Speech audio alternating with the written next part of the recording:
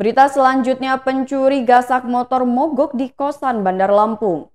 Sairofi berusia 21 tahun warga Jalan Pramuka Raja Basa Bandar Lampung tak menyangka motor custom Honda miliknya akan hilang saat dititipkan di kosan temannya. Motor warna merah dengan plat nomor BE6958CS ini dititipkan di kosan temannya di area belakang kampus UIN Raden Intan, Sukarame, Bandar Lampung.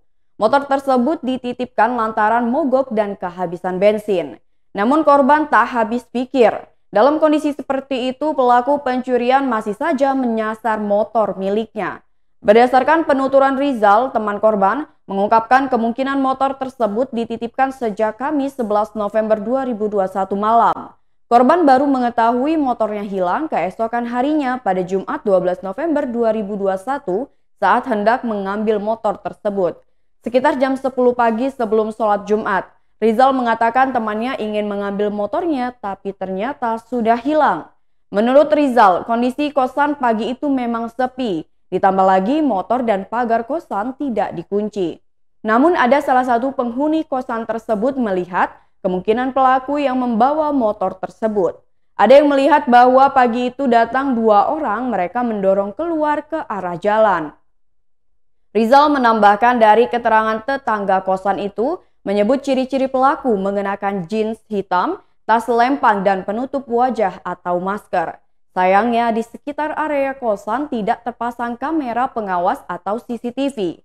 Menurut Rizal, upaya pencarian terus dilakukan korban termasuk membuat laporan resmi ke aparat kepolisian setempat.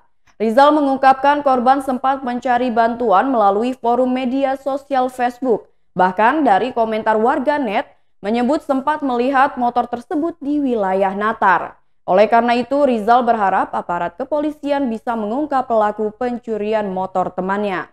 Rizal juga berharap bagi siapa saja yang melihat keberadaan motor itu bisa menghubungi polisi terdekat. Sementara itu, Kapolsek Sukarame, Kompol Warsito mengatakan telah menerima laporan dari korban. Menurut Warsito, masih melakukan penyelidikan terkait laporan yang dibuat korban. Sedang diselidiki dengan mendalami keterangan korban dan juga para saksi lainnya. Warsito menambahkan, pihaknya juga berharap kepada warga masyarakat untuk dapat mengantisipasi tindak pencurian kendaraan bermotor.